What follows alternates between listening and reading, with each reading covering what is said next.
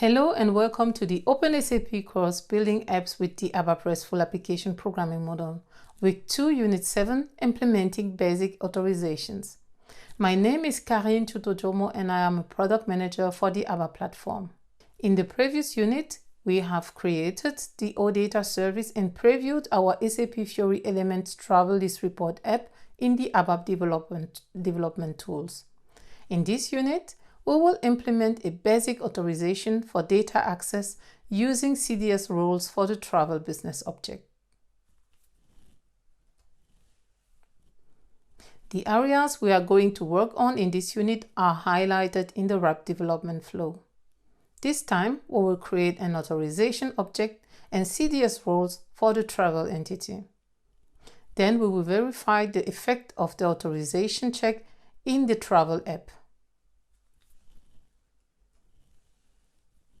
As already mentioned in week 1, ABAP CDS provides a data control language, in short DCL, for defining authorization access to the data using a CDS role.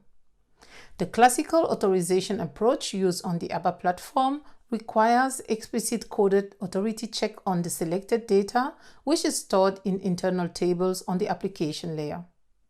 CDS DCL, instead, offers a declarative approach based on implicit authorization checks that occur during access attempts to the CDS entity. CDS role can be defined using PFCG conditions, literal conditions, user conditions, and inheritance conditions. They have to be explicitly defined for each CDS entity where required. They are part of the data model and therefore are also pushed down to the database so that only the authorized data is returned when reading a CDS data model. CDS roles are defined once and automatically used everywhere when accessing the CDS entity. At the end of this unit, we will have defined an authorization object and 2 CDS roles for the travel entity, one at the data modeling layer and another one at the business services provisioning layer for the data model projection. The CDS role at the data modeling layer will be defined with literal and PFCG conditions, and we will create an authorization object for the purpose. Finally, the second CDS role will inherit the condition of the underlying layer. Let's go back into the system and implement the basic authorizations. Now we will define the access control for the travel entity. The access rules will consist of a literal condition for the view element currency code and a PFCG condition for the view element travel status. For the definition of the PFCG condition, we will create an authorization object, including authorization field and data element, from scratch. Let's begin with the creation of the data element.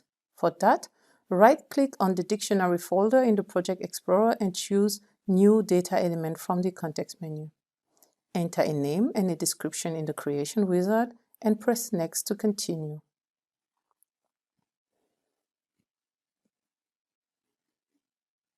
Assign a transport request and press Finish. The new data element appears in the appropriate editor. Domain should be selected in the category field. Enter the type name.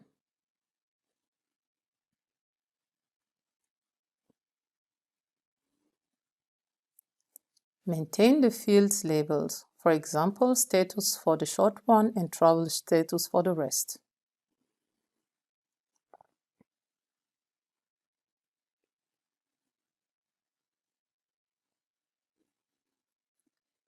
The maintenance of additional properties is not needed for the current scenario. Save and activate the new data element. Now let's create the authorization field.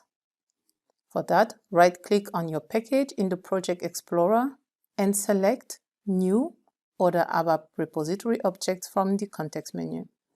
Filter the entry in the appearing dialog, select Authorization field from the list and press Next to continue. Enter a name in the Creation wizard and press Next. Assign a transport request and press Finish. The new authorization field appears in the editor. Maintain the name of the previously created data element and then save the new authorization field to activate it.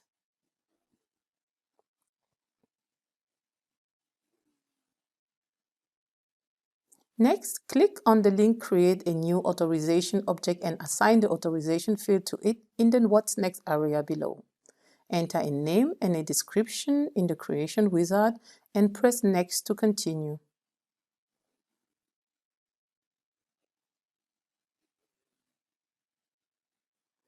Assign a transport request and press Finish.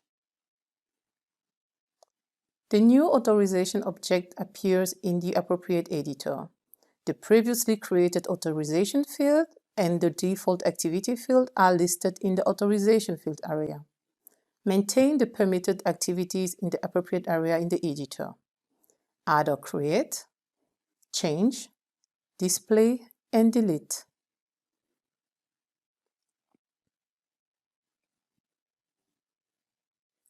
Save the changes to activate it. The object class is maintained automatically. Now let's define the CDS role for the Travel BO view. Right-click on it in the Project Explorer and select New Access Control from the context menu. Enter a name and a description and press Next to continue. The project, the package, and the protected entity have been automatically assigned in the Creation wizard.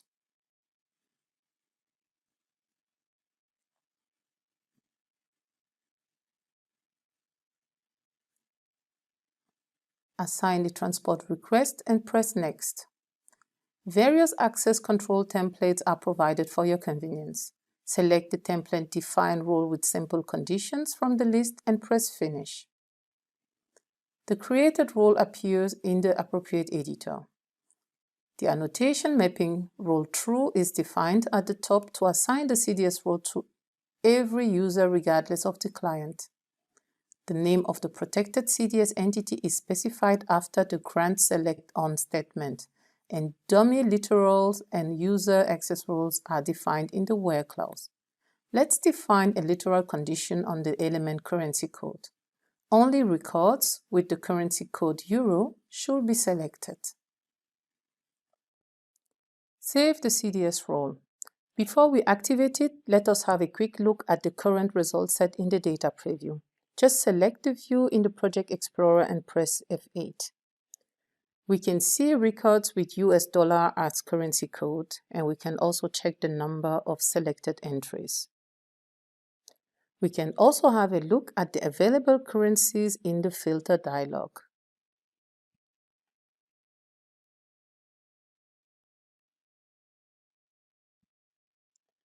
Now let's activate the role.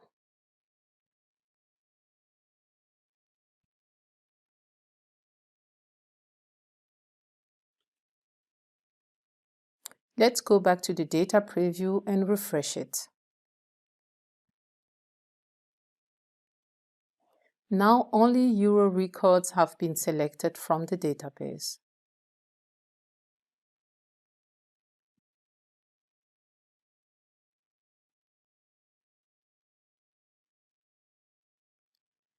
Let's go ahead and enhance the access rule with the PFCG condition to associate the view element travel status with the appropriate authorization field from the previously created authorization object, and also restrict the access control check to users that have the value 3 display in the activity field.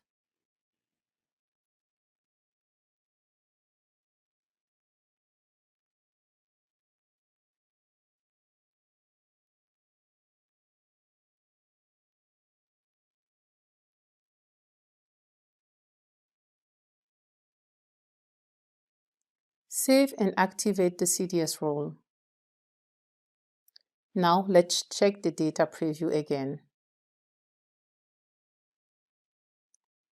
Refresh it. No data is selected this time. The reason behind that, is that my user doesn't have the required authorizations granted, but we will not handle the creation of authorization models in this course because of technical restriction on the ABAP environment trial. Let's do a data preview in the Travel app.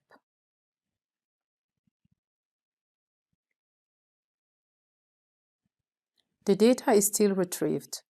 The reason behind this is that we have not yet defined access rules for the Travel BO projection view, which is used in the service definition. As already explained, a CDS role must be explicitly defined for each CDS entity.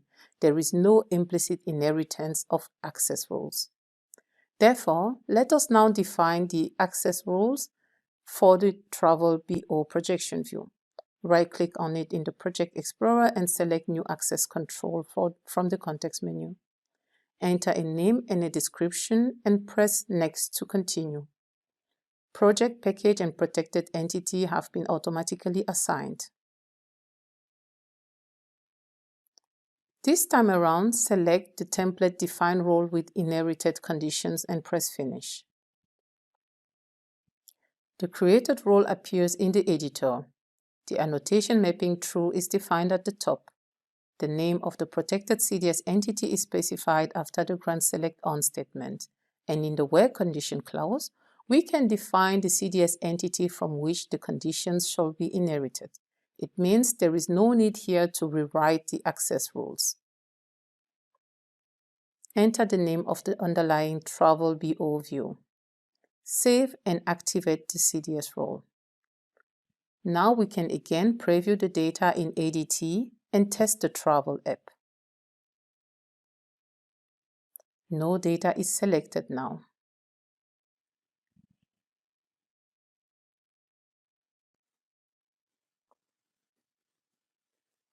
As already mentioned, we will not handle the creation of authorization models to grant a user the required authorizations in this course. Therefore, to recover the full access to the data, we can add a or true condition in the where clause of the access control for the Travel BO view as workaround. There is no need to make a change on the BO projection layer because the enhanced rule will be inherited. Save and activate the CDS role. Now we can again preview the data in ADT and in the Travel app.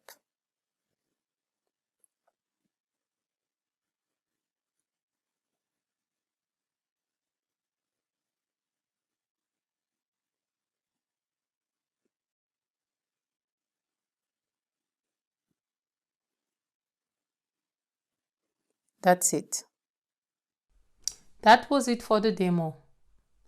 We are now at the end of this unit. Let me do a short recap.